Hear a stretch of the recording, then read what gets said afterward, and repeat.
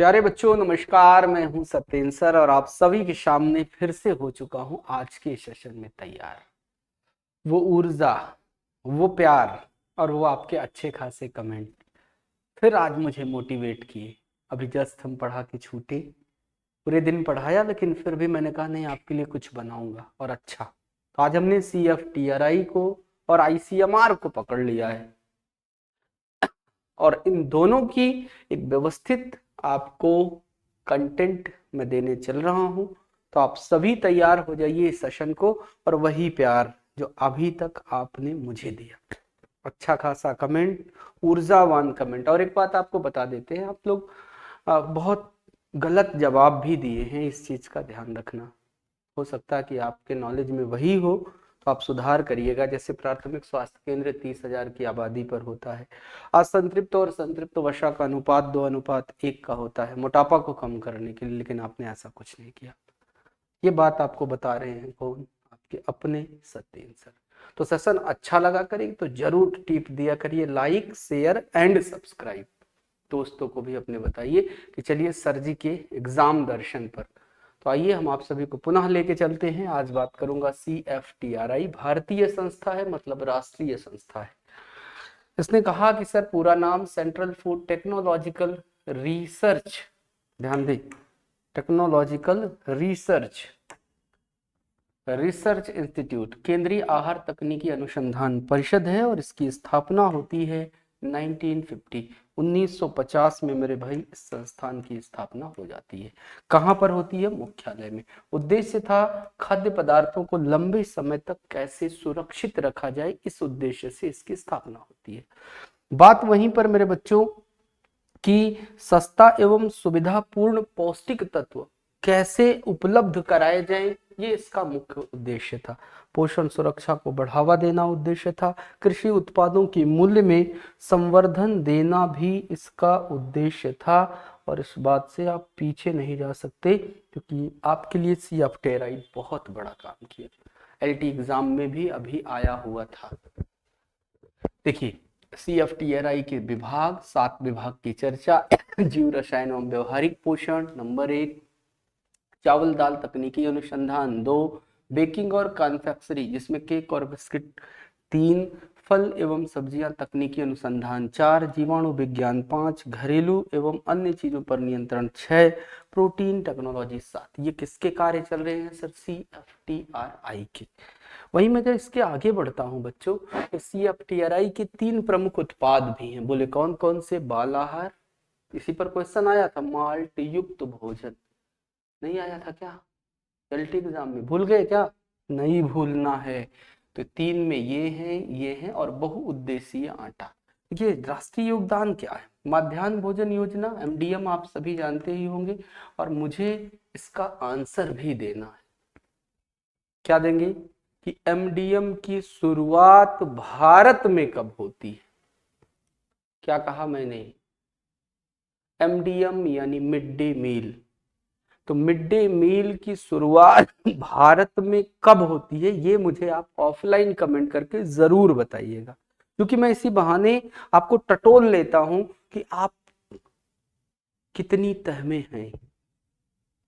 और सुनो, MDM के लिए कौन सी अंतरराष्ट्रीय संस्था मदद करती है, ये भी जरूर बताइएगा। तो 2 प्रश्न है कि MDM के लिए कौन सी अंतरराष्ट्रीय संस्था मदद करती है, ये बात भी आपको बताना है, और साथ ही साथ आपको ये भी बताना है कि MDM की शुरुआत भारत में कब हुई। और तीसरा प्रश्न, MDM का वर्तमान नाम क्या है और वो कब आया? ध्यान रखना, MDM का वर्तमान नाम, ये प्रश्न है, वर्तमान नाम भी बताना है एक क्वेश्चन, कब आया, वर्तमान नाम भी कब आया, ये ध्यान रखना, कब आया ये भी बताना है, और कौन सी अंतरराष्ट्रीय संस्था मदद करती है MDM में, ये भी बताना है।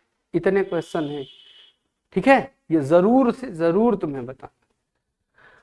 उसने कहा सर मध्याह्न भोजन योजना तकनीकी में सहायता, ICDS के लिए पोषण का फॉर्मुलेशन करना, खाद्य उद्योगों में लाइसेंसिंग टेक्नोलॉजी पर काम करना, स्टार्टअप एवं एमएसएमई को तकनीकी सहयोग देना। देखिए बाल आहार में क्या था कि 20% तक प्रोटीन को रखा गया था, ये प्रतिशत था। गेहूं का आटा 70%, भुने हुए चने 20%, मूंगफली का आटा 10%। आंगनवाड़ी में जैसे देखो पंजीरी और पाउडर बर्फी वगैरह दी जाती थी। माल्ट युक्त भोजन में माल्ट 40% था, मूंगफली 40% थी। विटामिन में डी, ए, B1, B2 आदि था। जौ में अंकुरित थी और सुखाकर पीसकर उसे माल्ट बना लिया जाता था। क्या ये बात क्लियर हो गई? हाँ जी, चलो आगे चलते हैं। फिर देखो बच्चों, बहुउद्देशीय आटा में मूंगफली 75% थी, साथ ही साथ भुने हुए चने का आटा 25% था। साथ ही साथ आपने देखा कि प्रोटीन 25% इसका एक सोर्स बना के रखा गया, जिसमें से कैल्शियम और विटामिन बी, साथ ही साथ विटामिन ए को भी रखा गया। उद्देश्य था कुपोषण को कम करना, यानी इस तरह के भोजन का उद्देश्य कुपोषण को कम करना, पीईएम में सुधार करना, एनीमिया की रोकथाम करना, साथ ही साथ आईसीडीएस और मिड डे मील में सहयोग करना भी इनका उद्देश्य था। आईसीएमआर केंद्र सरकार 100% वित्तीय सहायता देती है, ये ध्यान रखना। अगली अंतरराष्ट्रीय संस्था क्या है? आईसीएमआर। आइए आईसीएमआर के बारे में जानते हैं। इसने कहा कि सर आईसीएमआर को केंद्र सरकार 100% वित्तीय सहायता देती है, ये ध्यान रखना।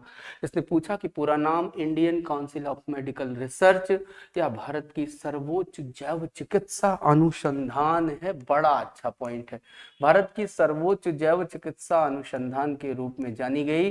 कौन जानी गई? सर आईसीएमआर जानी गई। इस बात को ध्यान रखना, बहुत इंपॉर्टेंट पॉइंट। दूसरा देखो, इसने कहा कि सर स्थापना 1911 में इसकी हो जाती है। ठीक है सर, 1911 में स्थापना हो जाती है। उसके पश्चात मेरे बच्चे आप देखोगे प्रारंभिक नाम था IRFA, sir Indian research fund association, भारतीय अनुसंधान कोष था। लेकिन वर्तमान नाम आईसीएमआर जो पड़ा, इसका कब से पड़ा? सर 1949 में आईसीएमआर पड़ जाता है। ठीक है सर, फिर मुख्यालय कहाँ है इसका? नई दिल्ली में है।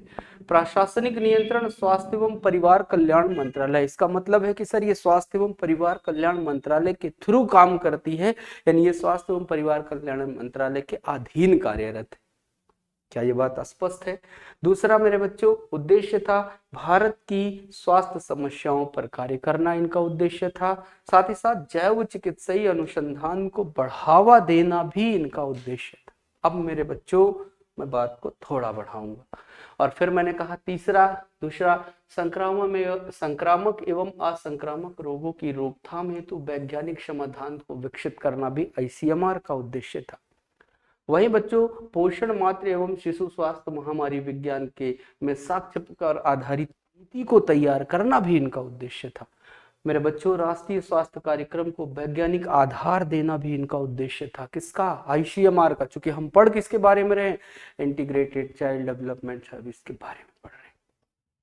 याद रखेंगे, प्रश्नों के जवाब आप जरूर दीजिएगा, हमें ऊर्जा देता है कि आप पढ़ भी रहे हो अच्छा खासा, और अगर आपको आ रहे हैं तो आप जवाब दो। गलत सही कुछ भी देंगे तो उससे एक आइडिया लगती है, उसी हिसाब से चीजों पर विचार कर लेते हैं।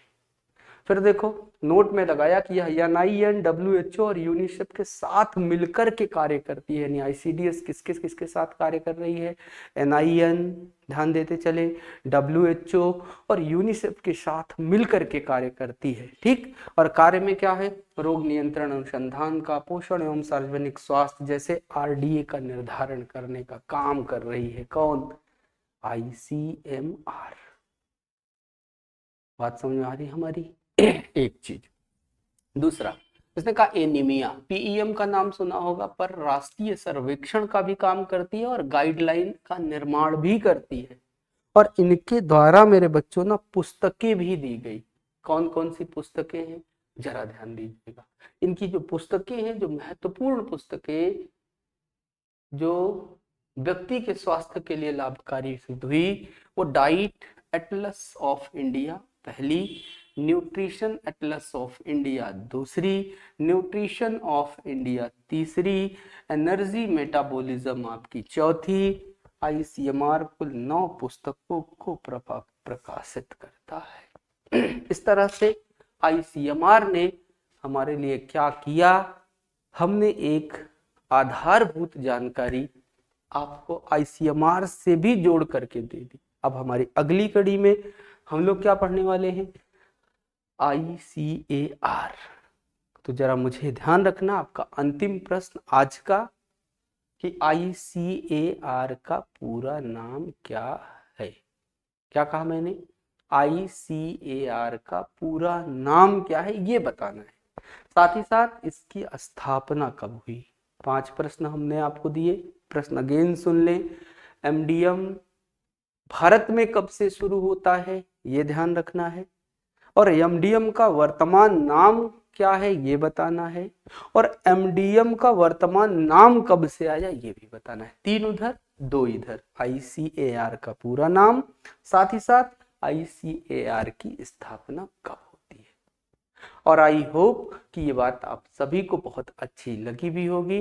और यदि सेशन आपको प्यारा लगता है, हमारा प्रयास अच्छा लगता है, तो अपना प्यारा सा सहयोग जरूर दीजिएगा। लाइक, शेयर एंड सब्सक्राइब ये जरूर करना है, ठीक है। अपने दोस्तों को भी बताना, क्यों क्योंकि यही है जो हमारे अंदर एक सकारात्मक ऊर्जा का संचार करती है, और यह सकारात्मक ऊर्जा मुझे आपको अच्छे कंटेंट देने पे मजबूर कर देती है, ठीक है। तो मैं फिर से मिलूंगा आप सभी के साथ इस सेशन में। हमने जो आप सभी से बात किया वो बहुत मजबूती से CFTRI से बात करना शुरू किया था, और साथ ही साथ हमने CFTRI को जो जरूरी चीजें थी, अनावश्यक चूंकि नहीं करना है कुछ, तो जरूरी और महत्वपूर्ण बातों को हमने आप सभी तक अच्छे से पहुंचा दिया है।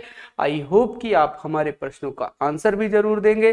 सेशन अगर आपको अच्छा लगा होगा तो like, share and subscribe, status वगैरह पे लगा लिया करो, थोड़ा सा बढ़ाओ, तो फिर मेरे अंदर मोटिवेशन मिलेगा, और मोटिवेशन मिलेगा तो नो डाउट हम उस मोटिवेशन को लेकर के ही आपके लिए आगे कार्य करने के लिए प्रेरित होंगे। तो आज के सेशन में मेरे प्यारे बच्चों बस इतनी सी ही बात, शेष बात, और मुलाकात वो कल यानी नेक्स्ट सेशन में, नेक्स्ट एपिसोड में। तब तक के लिए नमस्कार। सत्येंद्र सर की तरफ से आप सभी को गुड नाइट भी, गुड मॉर्निंग भी, जो जिस टाइम में देख रहा हो, गुड आफ्टरनून भी। अच्छे से रहिए, मस्त रहिए, स्वस्थ रहिए। Thank you, thank you, thank you.